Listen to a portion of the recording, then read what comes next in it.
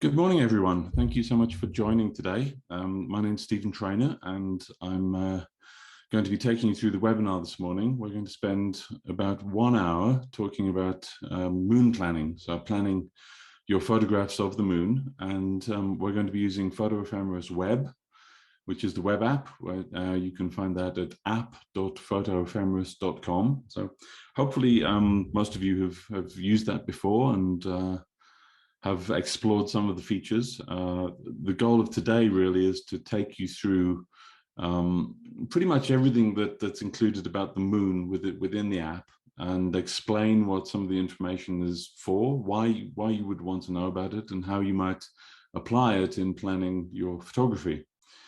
This webinar is really, we're going to cover a lot of material. We're going to start with basics, and we're going to push on through as much as we can to get to some of the more advanced topics. If you've joined some previous webinars, then for sure you'll have seen some of this material before, but I'm putting it together in a way that's really focused on sort of top to tail moonshot planning.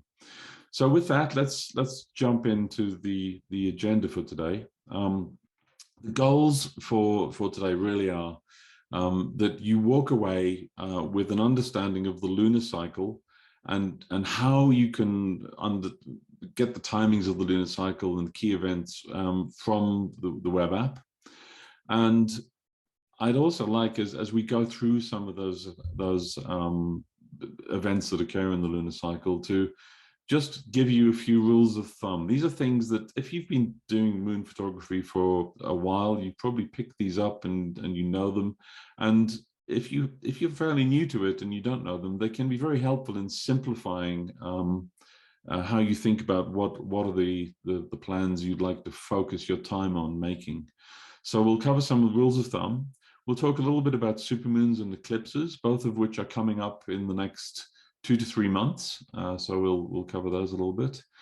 And then we'll talk about maybe 2 or 3 different scenarios. There are a few different situations where, in terms of how you might do some of the planning, you might be saying, look, I enjoy photographing. It's something I like to do regularly. So I'd like to go out in the next week or the next 2 weeks. What could I get? What could I shoot this month? So you know what your time period is, but you want to identify what are the opportunities that you could explore. And then you may have a situation where you're saying, well, I know my local area, or I know this area that I like to travel to, and I have in my mind a particular shot, which may include the moon, and it's a specific view of the moon. It is a particular part of the sky, or it's behind a particular object or building or summit, whatever it might be. And you want to know when could you get that shot. So those are sort of two different approaches to planning. So we'll talk a little bit about each of those. So that's the agenda. Let's just look at a couple of sort of moonshots to set the scene. We're going to talk about the phases of the moon. Everybody's probably familiar with new moon. This is what we're looking at here, this tiny crescent moon in an evening sky. And you're also, I'm sure, familiar with full moon, which we'll come to. And then there are all the bits in between. So the first quarter and the last quarter. And that's as the moon progresses through its monthly cycle. And this shot is, I think, a waxing gibbous moon. It's sort of obscured by some cloud a little bit, but you can see that it's throwing lots of light on the landscape. So there are a whole variety of different shots you can take. This one, wonderful shot by Fred Greco, which you'll find illustrates the tutorial for some of the topics we'll talk about today. And this is a full moon rising behind the Chrysler Building in Manhattan. So that's full moon. This is an eclipsed moon. A totally eclipsed moon is always a full moon by definition, because the moon is lying in the Earth's shadow, and so it's at that time of month when the moon is full. And this one Alice took a few years ago down in Denver. This is it next to the State Capitol building. This is a sequence of lunar eclipse shots where you can see the moment of greatest eclipse. This was back in 2015, and you can see it brightening as we're sort of just coming into totality and then coming out of totality. Obviously, this is a composite shot. There aren't 5 moons, but we'll talk about all these different phases and events and where you can find them within the app. So this is a handy little diagram. It's from Wikipedia. Wikipedia is a fabulous resource for learning about all sorts of these things. This is from the article on the lunar cycle, and it covers the new moon, the waxing crescent. So the instant of new moon is the start of the lunar cycle. From that point on, the moon is waxing, i.e. growing. A greater proportion of the disk is illuminated until we reach full moon. We've gone through first quarter, so this is the waxing phase. It's a crescent until it's at the first quarter, then it's half illuminated. Then it's what's called a gibbous, so more than half illuminated. And then it's full, and then it goes through the reverse and it's waning. We hit the last quarter, and then we have the old moon, which is what you see in just the days before, hours before the instant of new moon. So this diagram, it shows you sort of how that works. Here's the sun shining from the top, and you get the sense that the full moon, for example, here corresponds with when the moon is essentially the opposite side of the Earth from the sun, but not in the Earth's shadow. If it were in the Earth's shadow, that would be a total lunar eclipse, which is why those total lunar eclipses occur at the times of full moon, but only in certain geometries, and therefore on a somewhat irregular cycle. So have a look at that if you'd like to explore this in a little bit more detail. One other thing, which I think is hinted at, I think it's intentional, I'm not sure, but you might notice, you see this little orbit of the moon around the Earth. See how it's not quite regular. You see that appears to be closer to the Earth here than it is here. And that if that is indeed intentional, which I suspect it is, that reflects a true aspect of the moon's cycle, which is that the moon is closer at some point in the cycle and farther away from Earth at another point in the cycle. And we'll talk about those events too. Those are called perigee when it's closest and apogee when it's farthest away. So with that, I'm going to jump over into Photo Ephemeris, and we will look at some specific opportunities that are coming up. So let's jump in. Well, let's talk first about something that's relatively new that maybe you haven't seen. We've always had these buttons here that allow you to set the date. So I have the date set to today, March the 12th. And if I click back, it's clicking back through events. So I clicked back twice and it's gone back to March the 10th and set the time to 3:45 in the morning. Here's the map pin here in Boulder, Colorado, which is where we're based. And we're at the first quarter moon, which is a moment in time, and it's at 3:45 in the morning. If I click forward, the next event it says is apogee. So apogee is when the moon is farthest from the Earth in the cycle. So clicking between events is great, but we've now got a list which shows you what's going on. It's a little bit easier to get a sense of chronologically how these things are happening. Most of these events, the vast majority of them, with a couple of exceptions, pertain to the moon. So this is very much relevant if you're looking for a calendar of key lunar events. And you access it, you can click outside it to dismiss it. You click this little button here to the right of the date controls. It brings up the event. It scrolls to the nearest one. And you can see here it's scrolled to, we're in March 2022, and Friday the 18th at 1:17 a.m. That's in local time here in Colorado, so that's mountain time. And it's a full moon. So if I click that and click select, that will set the time and date of the app to the moment of that event. And then you can see that indeed it appears here down in the timeline at the lower left. And it also is marked here in the legend for the chart. As I scroll, we move away from the moment of full moon, but as I get back to it, there we are, full moon again. One thing that relates to, let's go back here and look at the previous event. So you see these percentages here where it says disk plus 0.61%.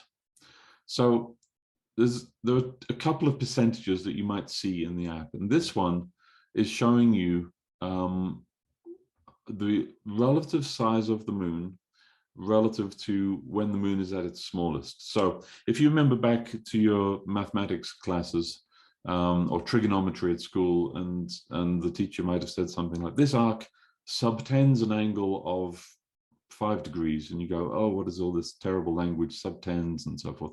Basically, all it means is it's the angle that it appears. So if you were looking at the moon and you just opened your hands out to sort of match the sides, the angle between the palms of your hand, if you extended it, would be the angle subtended or occupied by the width of the moon as you were viewing it from here on Earth. And typically that angle is about ½ a degree. So one of the rules of thumb that it's good to know about is a moon is about ½ a degree, but it varies, and it varies between the apogee, which I mentioned is that moment in the lunar cycle when the moon is farthest from Earth, to perigee, which you see occurs a couple of weeks later. So we got 10th of March, apogee, 23rd of March, perigee, and then perigee is when the moon is closest to Earth. And these percentages say how much bigger it appears, and it's just in percentage terms. So you don't have to look at fiddly, numbers like 0.526 of a degree. But it's saying that from apogee to perigee, the moon is about 10% bigger, and that's the full angular diameter. So when we talk about full moons, this full moon happens roughly halfway between apogee and perigee, and it says the disk is about 7% larger than when the smallest moon that you'd ever see. So that's an average sized full moon. Now, let's just look ahead a little bit in the year. I'm going to skip past these eclipse things here. We'll come back to that. Let's look through to June, and then you can see the full moon. Look at that, 13.72% larger than the smallest moon. And it's roughly 12 hours different from the time of perigee. So this is what's called a supermoon. So if you hear people saying, I'm going to shoot the supermoon, generally they mean two things. They mean it's a full moon, and that's just by convention because those are things that are photographically attractive to go and shoot. And it's a full moon that happens to occur near to the time of perigee when the moon is closest to Earth. So that's what these disk percentages here in the events list are telling you. So anything roughly above 12, 13%, supermoon. And there's 2 or 3 of those usually each year. So you'll see also in July, it's even marginally bigger again, 14%. And you think, well, 14%, does it matter? And the answer is, just because it isn't a supermoon doesn't mean you shouldn't go and photograph it. Of course you should go and photograph it. You can overcome these differences in size with your choice of shot, your lens selection, how distant you are from, say, a building and then the moon next to it. All of those things can give an illusion of greater size. That said, if you say you have a lens of a certain fixed length, when the moon is closer, you will pick up more pixels on your camera sensor when it's a supermoon than you will when it's, let's say, a mini moon. So, a full moon that happens to be near the near apogee, which was probably something back in January, for example. There we go. There's 3 days away from apogee, and you see the full moon's only 1.4%. So that's a little bit on these disk percentages that you see here. Let me just check in on some questions, some good practical questions here. So Andrea asks, how can I save my home position in the web application? You put the red pin where you want it. So let's say I wanted it to be in the middle of that reservoir up there. I would go settings, and where it says default location, you say use primary pin, and then it saves that. Every time you then open the app, even if you're in incognito mode, which Andrew is your situation, it will restore that because this setting is saved up to your user profile in the server. So that's how you can set the default location. Generally, using the web app in incognito mode, you'll end up having to reset a few things every time. But it's fine to do that if that's your preference. Mark asks, Mark asks, can the app be set for the user's local time? Not really, because what it does is it picks up the time zone automatically based on where the pin is. So this is a planning app. So the time zone up here, it says America, Denver, 6 hours before GMT, Mountain Daylight Time. If I pick that up, drag it over here towards Chicago, it picks up that now this red pin is in Chicago, and so it's on Central Daylight Time. You can override this. You can set a manual time zone in the iOS app, but not on the web app at present. I don't know how useful that would be. If you think it would be, Mark, let me know, just so I can understand the use case better. David asks, does Ephemeris web account for daylight saving time? Yes, it does. So that's relevant to this weekend. So let's go back to Boulder, just to get myself somewhere familiar. Zoom in. So as you're probably aware, the clocks go forward here in the US this weekend. So let's do that. I'm going to go to today, and you see that it says it's 7 hours before GMT Mountain Standard Time. I go tomorrow, and it changes. It's 6 hours before Mountain Daylight Time. So that will be accounted for automatically. And that's using the standard time zone database to do that. Secondly, does it use the system time settings? It only uses the system time settings for formatting the appearance of the time. And that's in settings. You can do time format. You can use default. If you say default, it will use the operating system default to format the time. But it doesn't use it for the time zone. The time zone depends on where you drop the red pin. This is an interesting question. So is this percentage, the percentage being this disk percentage, I'm thinking that I was talking about, valid only for that month, only compared with the apogee for a certain month? Very good question.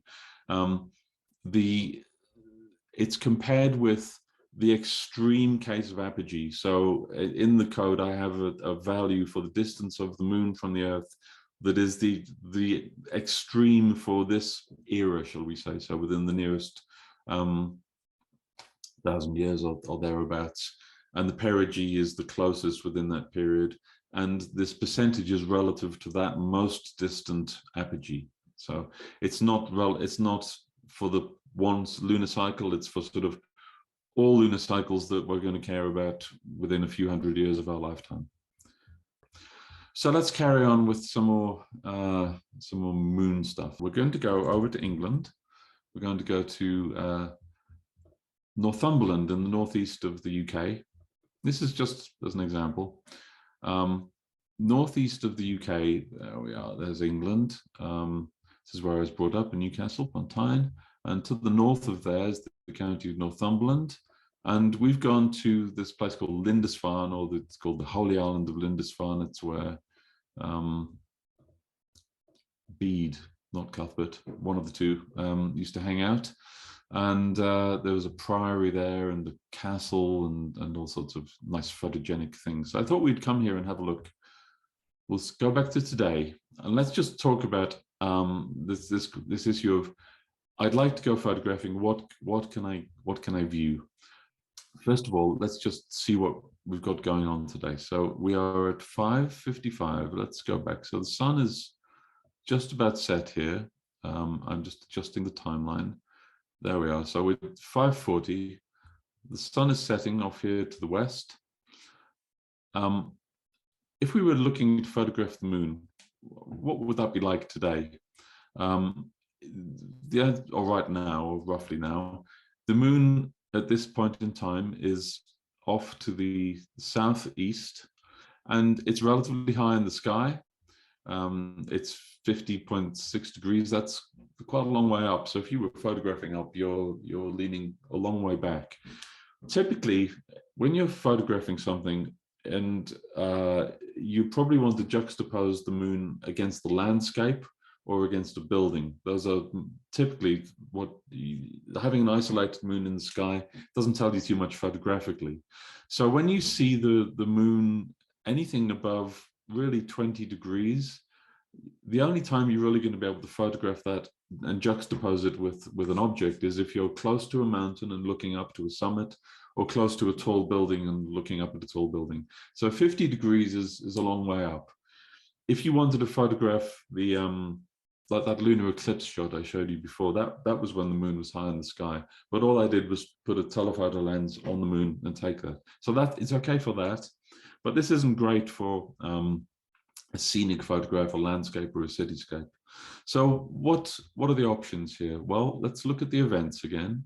Let's look at this upcoming full moon. So the full moon is on Friday the 18th, so we'll go there.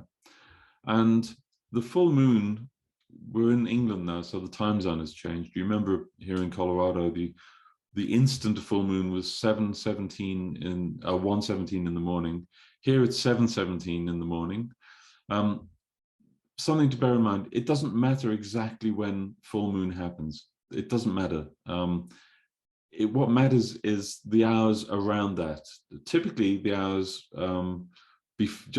before and after. And let's talk about why that might be. So on this day, Friday, is it Friday? Yeah, Friday the 18th. The sun sets at 6:16. So here's the sun setting off to the west. The moon is not yet risen. You can see that moonrise occurs 18 minutes later. If we go to the instant of moonrise, a couple of interesting things to note. One is that this view here, we're on a beach, and this has a view off to the east. Often a view to the east or the west is good for moon planning because that gives you options for catching the moon or the sun indeed close to the horizon, which means that you get better possibilities for compositions. This Lindisfarne Castle, I'll show you a picture of it just so you get a sense of the view. This is the castle here. You can just about see that. This is it. So this is looking along the beach. Here's Lindisfarne Castle. We're looking more or less due east. This is a photograph of the moon, or the sun rising, I guess, because that's east. And you can see here, look, this looks quite promising. There's Moonrise. So if I click on Moonrise and then drag the time slider forward, look at that. The moon's rising right behind the castle. We don't know exactly whether if it's above the castle or below the castle. We'll come back to that and explore that one a little bit later on. But that's interesting. We do have a moonrise coming up right behind Lindisfarne Castle at the end of next week. However, it's quite a while after, it's a good half an hour after sunset. So one of the things in thinking about your moon planning is how much contrast how much light do you need in the shot? How much light do you need in the sky? How much light do you need on your subject? And you'll probably find that Lindisfarne Castle isn't particularly well illuminated. From memory, it's been a little while since I was there. But at this point, the sun is half an hour after sunset, so the sky is pretty dark. The moon is only just above the horizon. The sun is 5 degrees, 4.5 degrees below the horizon. It may be a little bit too contrasty. The sky could be too dark. There won't be much light on the castle. The moon will be brightish. So that mightn't be ideal. And this is one of the rules of thumb, if you're familiar with moon photography, is that often if you know when full moon is, and you're looking to shoot the full moon rising, two things to know. One, it's going to be somewhere in the east. It could be northeast, it could be southeast, it could be directly east, or more or less directly east as it is here. It's going to vary, and that's one of the reasons you need to use a planning tool to work it out, because it's not something you can predict intuitively. But it is going to be to the east. And secondly, it's going to be around the time of sunset. It could be before, it could be after. That also varies. But one rule of thumb is to come and look at the day before. So the day before, what has happened? Well, sunset has hardly changed. It's more or less the same direction. It's a couple of minutes earlier. But look at moonrise. The moon now is rising earlier at 5 o'clock rather than 6 o'clock. And if I come to the moment of sunset, um, and I hadn't looked at this before. It's actually, it's funnily enough, it's directly behind the castle from the spot I happened to pick on the beach. And it's 8 degrees in the sky. So it's high-ish, but it's not impossibly high. And the sun is just setting. So what that means is that you've probably got good light in the sky. You've got some margin of error to, in terms of the time, you can have the moon just off to the left of the castle. You could go later, it could get a little bit darker into twilight, and you could have the moon off to the right of the castle. So this is how you would explore this, the basics of what could I shoot in the next couple of weeks. You look at the events, you say, well, I'm interested in a full moon. You come to the moment of full moon, you check where the moon's rising, you check the timing relative to sunset in particular for a full moon rise, and then check the day before. That's always a good thing to do.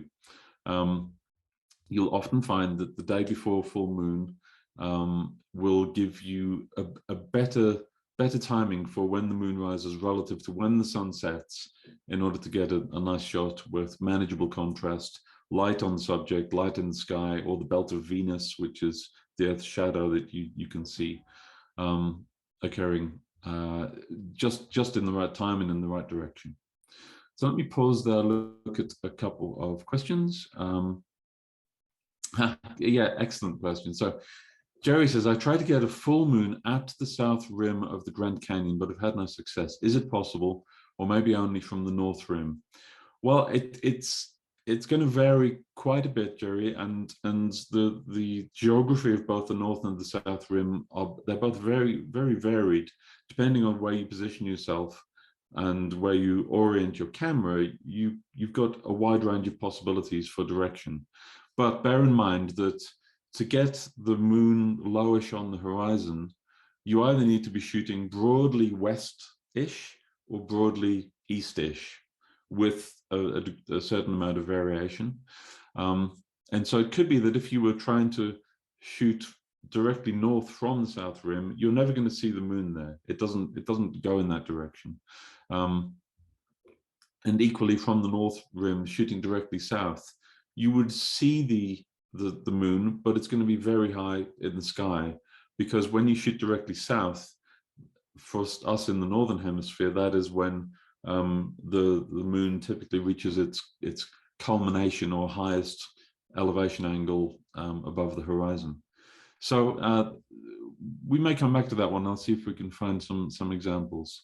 Charlene asks, good question, Charlene. What is the difference between the color of the gray lines? I'm guessing, Charlene, you mean the blue lines. At least I see them as blue.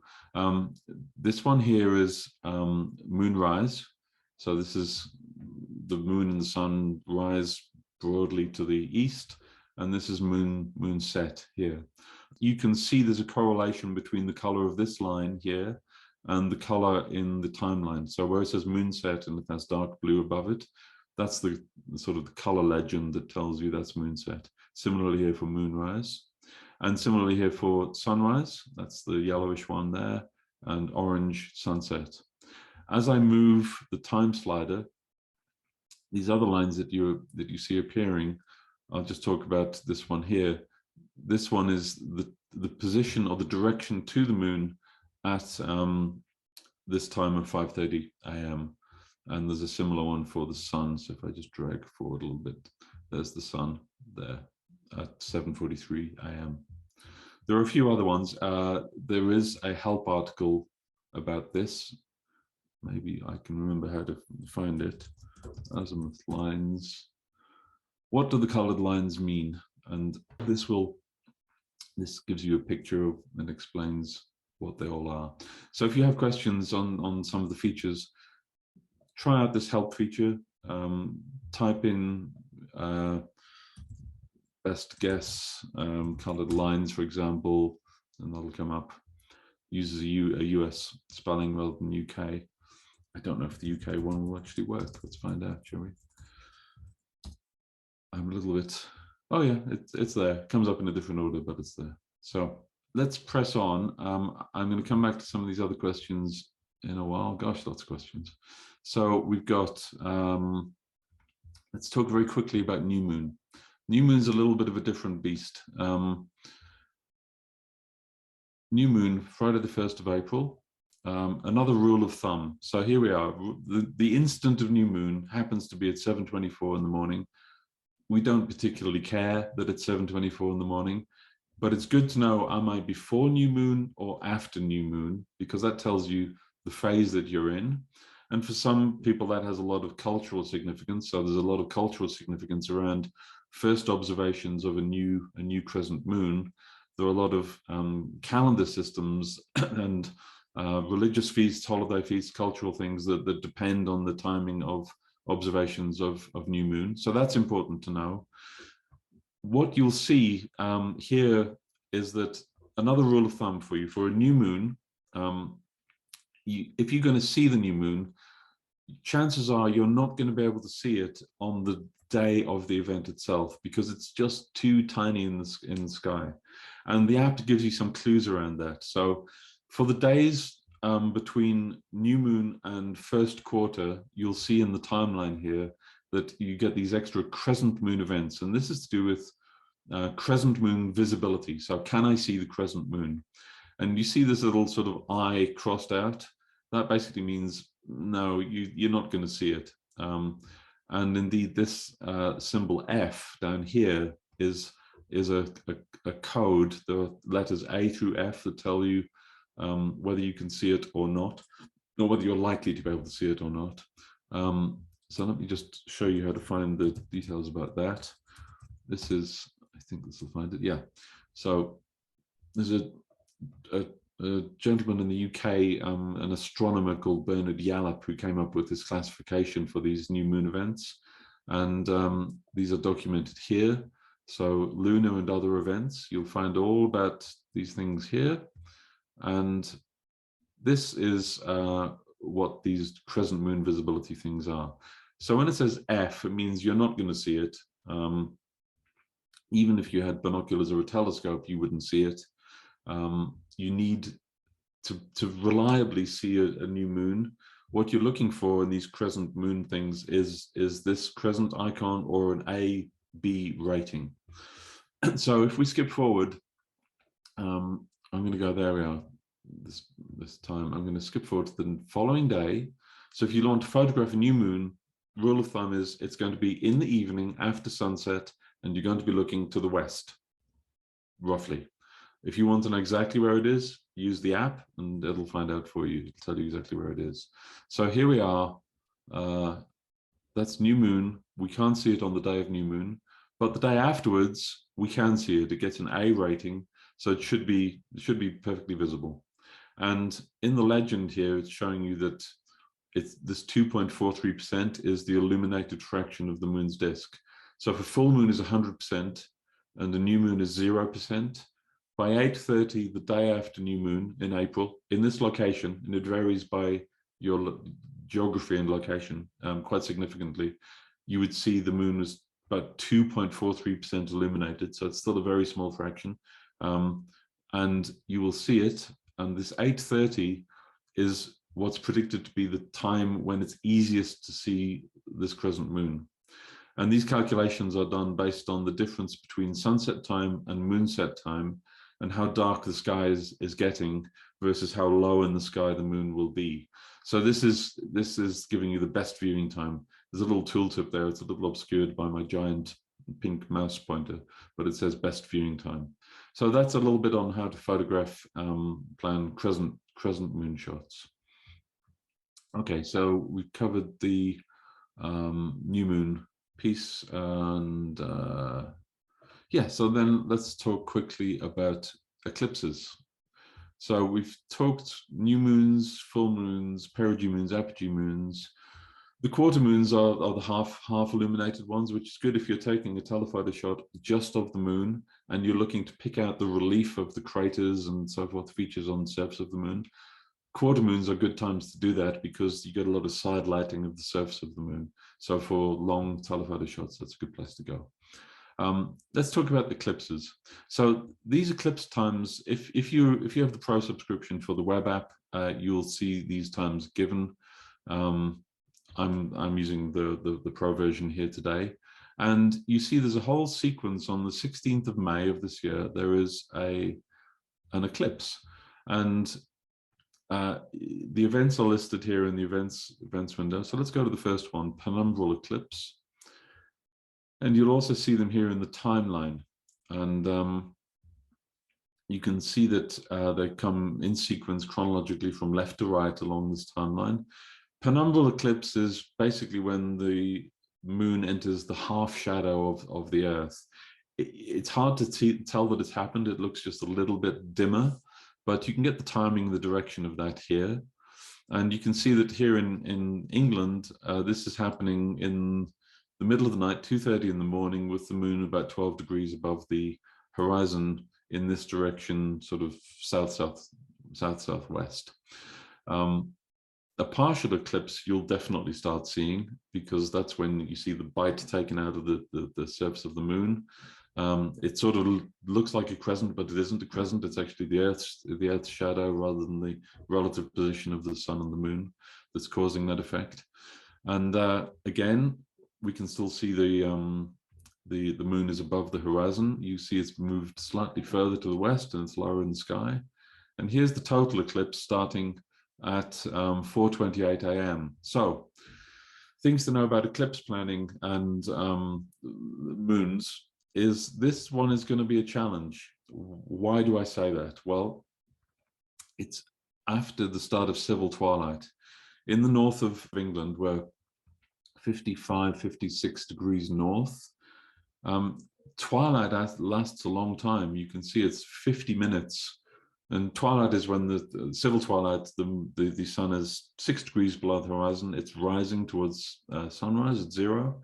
And that's going to take 50 minutes. And the total eclipse doesn't start until halfway through civil twilight. So the skies are already somewhat bright.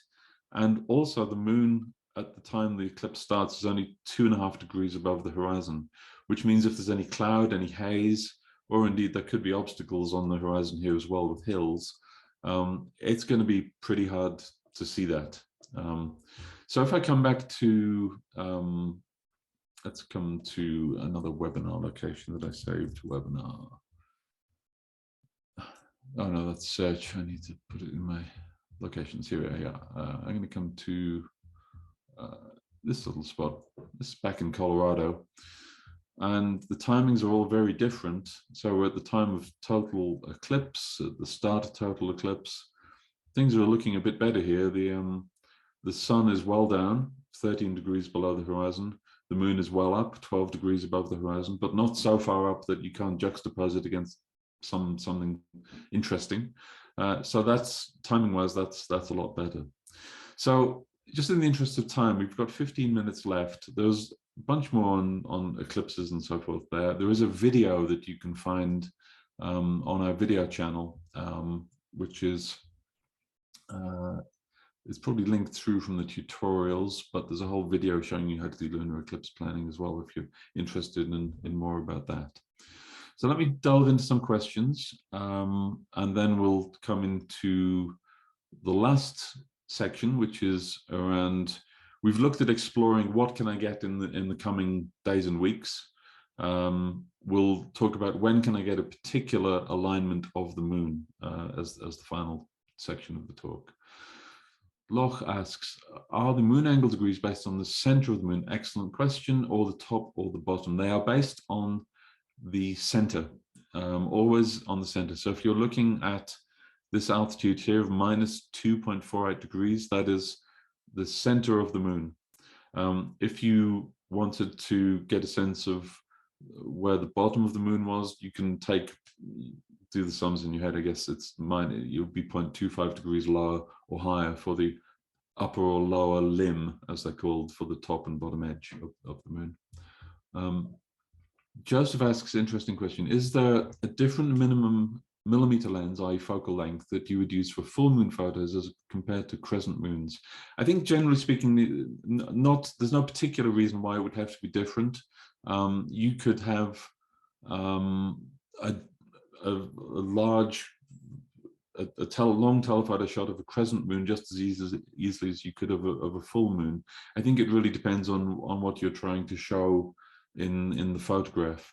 Typically, you would take a wide-angle shot for a landscape with the moon positioned somewhere nice, composed somewhere nicely, sort of rule of thirds, top right type thing. That's going to be a shorter lens.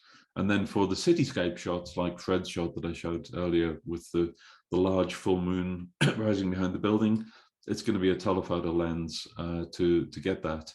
Talk about why that will be, hopefully, in the last few minutes of the talk. Kevin asks, are the degrees of direction true or magnetic north? They are true north, and if you have the free version of the app, true north is all you can see. If you've got the pro version, you can toggle things over to magnetic north. The only reason you would ever want that is if you are using a magnetic field compass and you don't have that compass adjusted with its own correction for magnetic declination. A lot of compasses, you say, well, I know the magnetic declination in this location is, like here in Berlin, 4.63 degrees. That's what this little number is up here. And typically you can set that on a compass. If you're not setting that on the compass, then you would want the azimuths, i.e. the bearings of the moon. For example, here the moon is setting at 232.59 degrees. Because I have this enabled, that is relative to magnetic north. So if I take it off, it's 237.21 degrees relative to true north. 99.9% of you will want true north. It's very, very few people, I think, would ever need magnetic north, but it's there in the pro version if you need it. Okay, let me press on here. Scott asks, I look for full moon rising or setting events when the sun is between 0.5 to plus a half to -6 degrees relative to the horizon. So there's enough sunlight to illuminate the landscape and have an exposure value similar to the moon. So that's this question around contrast and lighting of your foreground and your subject. Is there a simple way to list those events without manually searching? There is a way to list those events without manually searching. Whether you call it a simple way, I don't know, but I'll show you what it is. We'll do that. Let's do that now. And this is great. Okay, so I'm going to do, Scott, your question, and Evelyn, your question. How does one know when the mountains will be in the way? Both excellent questions. And to do this, we're going to use an example here in Colorado. We're going to look at Longs Peak. Longs Peak is a tall mountain in the Rockies, about 40-50 miles from here. And a couple of things. I'm going to use this geodetics tool. Geodetics, you click this button here and it gives you an extra map pin. And the map pin, think of it as a measuring tool. It's a simple point-to-point measuring tool. If I drag it to the roadside here, and what I'm going to do, I'm going to swap the pins over using this swap pin button. And you'll see some additional information pops up below the map. It tells you, because we're in the US, I'm going to switch to English imperial units. So it tells you a few things. One, from red pin to gray pin. The gray pin's on summit of Longs Peak. That's the mountain. We're down on the roadside here where we can pull over easily, step out of our car with our tripod and take a photograph of this mountain.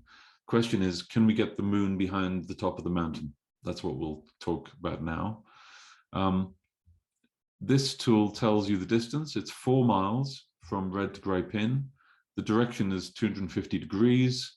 There's a difference of nearly 5,000 feet. So the top of the mountain is 5,000 feet higher. And the angle of elevation from red to gray pin is about 13 degrees. So you're looking up. So that's one thing you can do. So for example, I just happened to be at 9:10 here in May. This is the evening of the total eclipse. And Evelyn, to answer your question, the moon is way over here at this point, so it's not really ever going to be seen over the mountain. But let's flick forward. I'm just flicking forward a few events here. Let's go. Okay. Let's go to there. So here's a situation. We're in May, later in May. The moon is setting way up to the north. I'm actually going to go to first quarter. That's better. That's a better one. Here's the moon rising. Okay. And I'm just manually adjusting the time slider, and I'm manually lining the position of the moon, that's this blue line here, with the direction from the red pin to the gray pin. And the question is the mountain in the way? The answer is no. How do I know that? I know that the angle from the red pin to the gray pin is 13 degrees, but I can see from the slider here that the moon is at 30 degrees above the horizon, so it's way higher in the sky. So the mountain is not in the way. That's one way to do it. The next question, which comes back to Andrea's question, we'll look at that now. I'm going to come over to this other page called the sphere. I'm going to zoom out. I'm going to put a little bit of light on. This is to get this 3D terrain, you need the paid subscription. But this is a very simple way to visualize whether where the moon is in the sky. Let's make it bigger so you can see it a bit more easily. This is artificially enlarged in this moon, but you can see there's the red pin down by the roadside. There's the top of the mountain with the gray pin on top of it, and you can see that the moon is way higher in the sky. So you don't have to compare the numbers. You don't have to compare 13 degrees with 30 degrees and think it through in your head, even though it's pretty simple to do that. You can just visually see that the moon is higher in the sky. So that's the sphere page. I think, Andrea, that's hopefully what you were asking about. So we've got 5 minutes left. We're going to get through this. It's going to be tight, but we will get through it. So now let's get back to Scott's question around getting the moon in a particular position at a particular elevation of the sun. So this is getting the lighting conditions right for a moonrise shot. Or moonset. So we'll do moonset. I'm going to use this tool called Visual Search. Now, with the free version of the app, you can use this for the sun. So you can use it to learn and explore and see if it's something you would find useful. If you'd like to use it for the moon or for the galactic center of the Milky Way, you'll need to upgrade to the paid version. But let's use this. What does Visual Search do? It will tell you the times and the dates when you can find the sun, the moon, or the galactic center in a specific area of the sky. So when we talked about this question of when can I get this particular shot, this is the tool you would use. And Scott, to your question, this is how you can find when the moon is in the right place with particular lighting conditions. So let's look at how that would work. I'm going to say I want to find the moon. I'm going to align it to the center of the moon's disk. You can align it to the lower limb or the upper limb. I'll talk about why you would do that maybe shortly. Let's search for 2 years. And I'm going to use a very shorthand trick. What we're doing is we're setting a target to say, this is the area of the sky that I want to find the moon in, or dates when the moon will be there. And I'm just going to click Use Geodetics.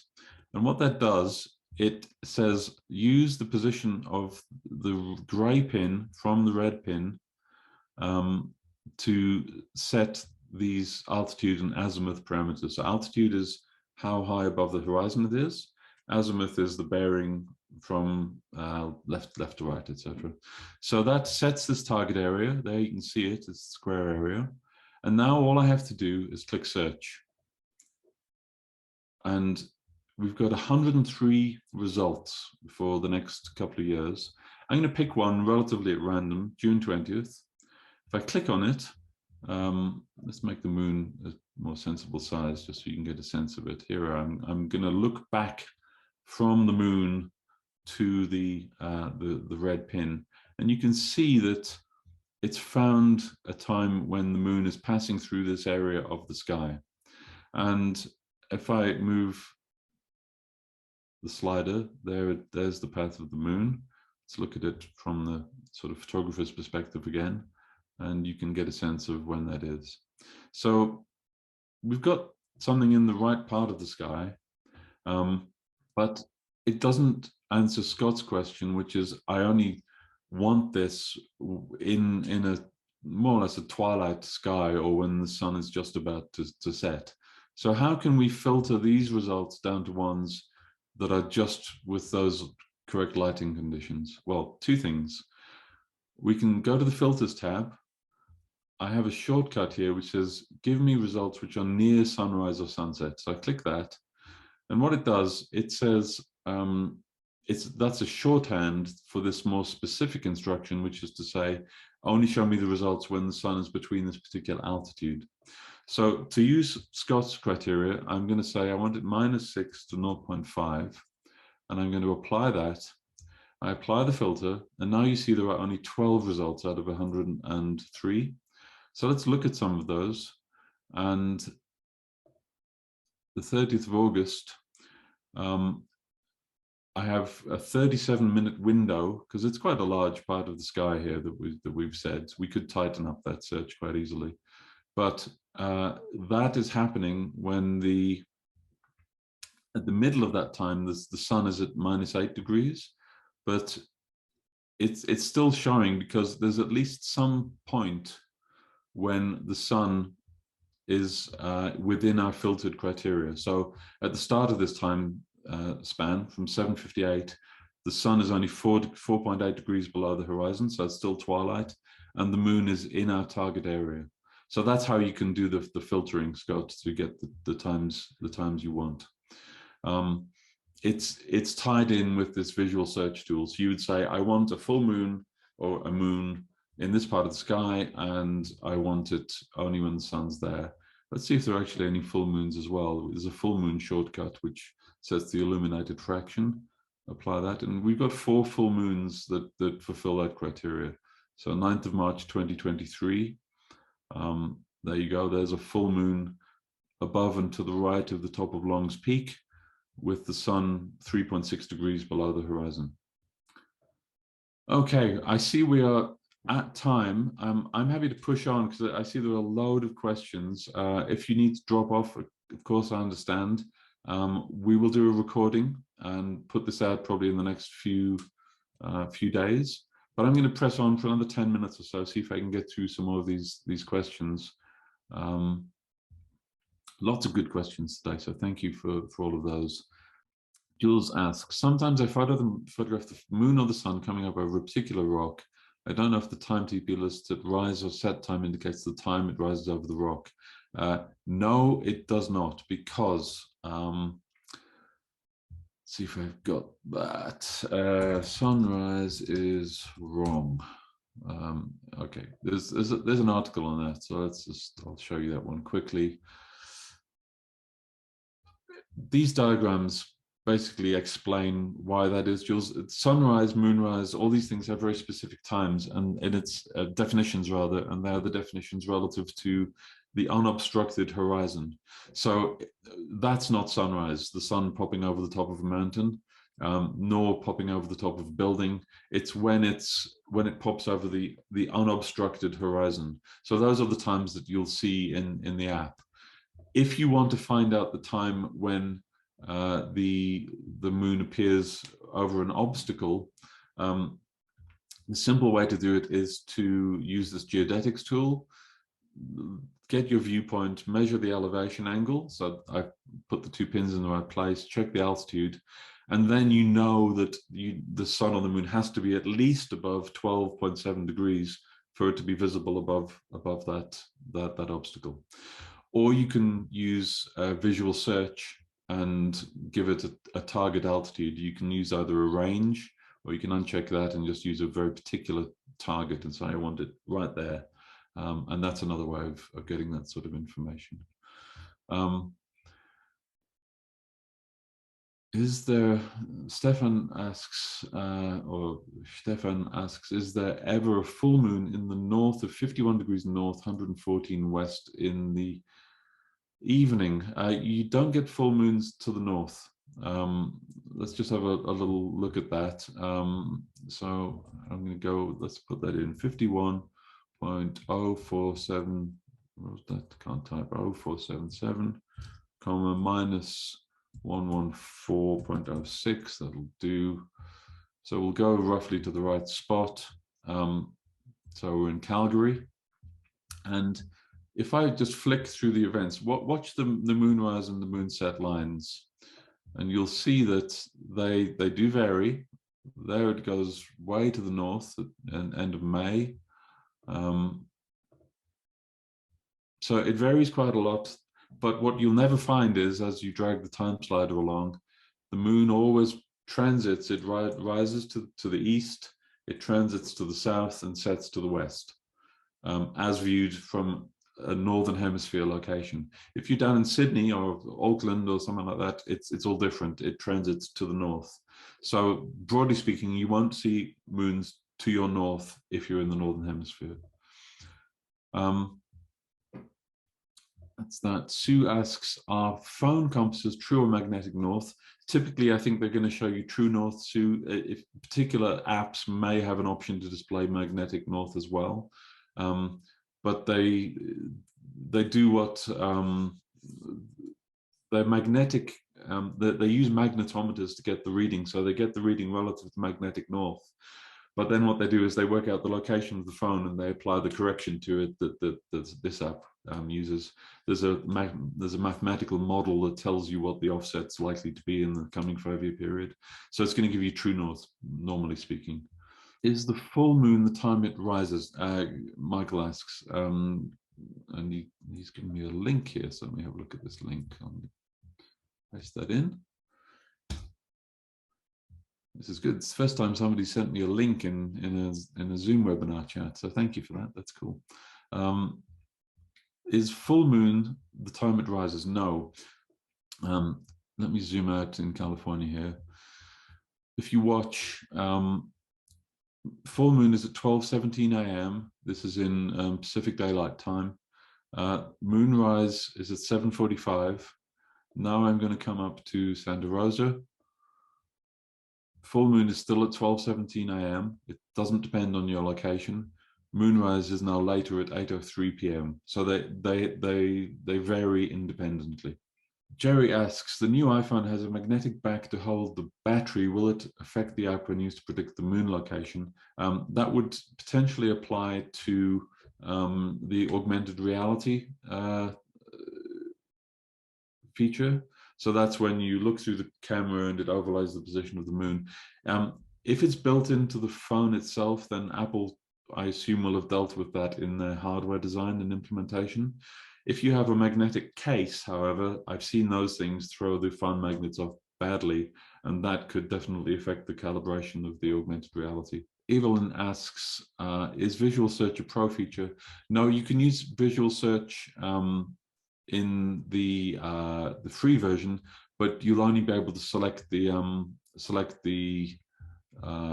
sun. If you want to get the moon or the galactic center, then that needs the pro version. So look, is an online tutorial? Yes, Barbara's question. Let me show you where those are. So if you want tutorials, go to tutorials. That's that link to the top right. I just opened that here. And then there is a whole series of tutorials. And if I go to part 7 in the celestial sphere, this one is a written tutorial. There are a couple. Let's have a look here. Let's have a look. With videos, yeah. So here's part 1 has got a video. And if you click through to our Krupnik Apps, that's our company name, to our video site, it's on vimeo.com, and you go to showcases, look at the Learning TP web app showcase, and here you will see there is a webinar that I did back in December that covers the 3D sphere. So maybe I'll see if I can put, oh, that's me talking to myself. Be silent. Right, okay. Harvey asks, gosh, so many questions today, this is great. Are there differences between the web app and the phone app, or when would I use the web app instead of the phone app? Well, yes, Harvey, there are a few differences, but most of the concepts are the same. So all the things you've learned about the moon, some of the things you learned about using visual search, about using the timeline and the map and the azimuth lines, they're all identical. When would you use one versus the other? Basically, the way I would think of it is, if I'm at home and I have my laptop or my desktop available, I'll use the web app. If I'm out and about in the field or on a trip and I don't have my computer, I'll use the iPhone app or the iPad. That's probably the best way to think about it. Thomas asks, tutorials for learning the program with an iPad? Yes, there are. So there's a whole bunch of those, again, up on mostly Vimeo. There's a whole other showcase, learning TP for iOS, and there's a lot of videos there for that. So you'll find these linked through from our website. If you go to photoephemeris.com, support video tutorials, then you'll find a link to them all from there. So photoephemeris.com support. That's that. Let's do, there's still a whole bunch of you here. So if you're interested, I'm going to do one more very quick thing. I'm going to come back to Boulder. This is the last thing I was hoping to cover today. This is the most egregious overrun we've had on a webinar, but I think it's because we had a lot of people on today and a lot of good questions. So it's always happy to answer those. So here we are in Boulder. I'm going to show you a fictitious scenario about getting the moon above a building. We're going to combine a whole bunch of tools. I'm putting the geodetics tool on. I'm putting the gray pin on top of this thing, Mansonitis. Imagine that, horror of horrors, Boulder City Council approves a large radio antenna to be built on top of Mansonitis. There isn't one. I'm making this up. There's not going to be one. But imagine there were. And you said, you thought, I would love to get a photograph of the full moon on top of this notional radio antenna, which they're going to build there. And they're going to build this radio antenna to be 250 feet high. So I'm going to set in a 250-foot elevation offset there. So I've put that in. What that does, it changes the geodetics calculation to account for a building or a structure that is 250 feet high. If I then come to the sphere, let's go to the sphere, and then I'm going to zoom out just to bring things into range. And here it is. There is, let's put some daylight on this so we can see what's going on. There is a man-made obstacle, 250 feet high. I can change the building footprint size. I'm going to say it's only 35 feet across. That's a bit more realistic. There we are. So there is our notional radio antenna on top of Mount Sanitas in Boulder. When can I get a moon shooting from here in town directly above the top of that obstacle? Let me show you very quickly how to do that. We covered this in a lot of detail a month and a half ago, and that webinar is up on the Vimeo site. So if you want to really delve into this building planning thing, check that video out. But here's what you would do. Moon, 2 years. I'm going to uncheck range. I'm going to say I want a tolerance of 1 degree. That's two moons width, half a degree. Remember, rule of thumb for the size of the moon. And I'm going to do use geodetics. And there it is. It's going to, there's the target. And I'm going to go search. And let's have a look, see what I got. This one looks good. April 19th. That will give me the moon directly above this notional antenna. And you can sort of see that looking back from the moon through the top of the tower to the red pin. So that's how you can plan cityscapes. It's how we could find out, for example, going back to Lindisfarne, when you would find the moon directly above the castle. You can often find these building heights online. So this was, I Googled for Lindisfarne Castle, high point, there it is, prominence, 35 meters to the tallest point. So you can use this tool here in the app, requires the subscription, but you can type in an elevation offset, building footprint size. In the sphere, you can get a little visual representation of the height of the building. And when you use visual search, if you've set a building height, it will be included in the calculation for the results. So that's a very good way of planning moons next to buildings, on top of buildings, all that sort of thing. If you don't want, let's say we wanted it to appear, let's say this thing's 250 feet tall, but I want the moon to look 100 feet higher, I can actually say, well, I want it 350 feet above the ground here, 350, that, and then I search again, and you'll see our current date of April 19th. It's still there, but the time has changed. Or I can go through to 2024, and there you can see it's higher. So you can use, for building heights and target heights, you can plumb them in here in the target height field, and it'll calculate the altitude for you based on the view from the red pin to the grey pin, or you can set building heights there. That was a super fast overview of that, I know, but just to let you know that it's there. If you're interested in finding out more on that, let me show you where the webinar is on that. I just put this up this weekend, so it's a fairly new one. It's this one here, Planning for Cityscapes, Skylines and Buildings. And that goes through that. That's a full hour on this topic. Okay, let's see where else we got. Almost done. Fred asks, that would be the center of the moon. Hi, Fred. Correct. Yes, that would be the center of the moon because my disk alignment was set here to the center of the moon. If I wanted to get the bottom edge of wanted the moon sitting on top of the antenna, I would use this lower limb alignment. If I wanted it, let's say, hanging off the underside of a bridge, let's say there was a bridge that we knew the underside of it was 115 feet above the ground, you could put in 115 feet down here.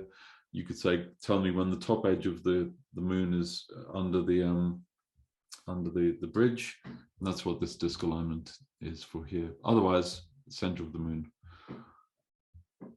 Ivan says, some browsers don't support 3D, even a pro subscription. So which are the most optimized for 3D? It can depend on the browser, and it can depend on the hardware. So if you have an older PC that doesn't support GPU, graphics processing unit, or has a limited GPU, it doesn't have enough address space or memory or whatever it might be, that may be a problem. The app does try to detect that and warn you if it's not finding what it needs. Safari is, I don't know what they did last year, but the one upgrade, I think at 14, the 3D performance in Safari was horrible on Intel Macs. So Chrome tended to be a lot better for that. Chrome, Firefox, Edge, all tend to be fine. If you've got a current version, make sure your browser's kept up to date. Safari on the new Apple Macs is fine. That's what I'm running here this morning. It works really well. If you've got any problems, though, drop us a line at support. There are so many different versions of hardware out there. Sometimes it's hard to keep up with everything, but I'm always interested to see if anybody's having issues and see if there's anything we can do to fix them. So do let us know if that's the case. Loch asks, good question, what is the 5 foot beside your 250 foot? So Loch's asking about this number here. That is the default camera height above the ground. So it's assuming you have a tripod that's 5 foot high, or you're holding your camera at 5 foot above the ground. Whether it's 5 foot or 10 foot or 2 foot or 0, it hardly makes any difference except in the most high precision planning situations. And if you're shooting over, say in this example, a distance of 3 miles, makes barely any difference. If you're shooting, let's say you was, below the Washington Monument and you were shooting at an angle of 45 degrees up, it would make maybe a noticeable difference in something like that, because you're close to the subject, and 5 foot relative to an object that's a couple of 100 feet becomes maybe noticeable. But that's what it is. It's camera height above the ground. That's your question, Mark. I think we are almost done. Thanks so much everyone for joining. Sorry to have overrun so badly today, but hopefully it was worthwhile. I see there's a whole bunch of people still here. So thanks for sticking with it, and we'll get the recording out in a day or two's time and get that email to you, and hopefully you'll be able to join the next webinar. We'll look to run something next month. All the best. Thanks again. Bye-bye.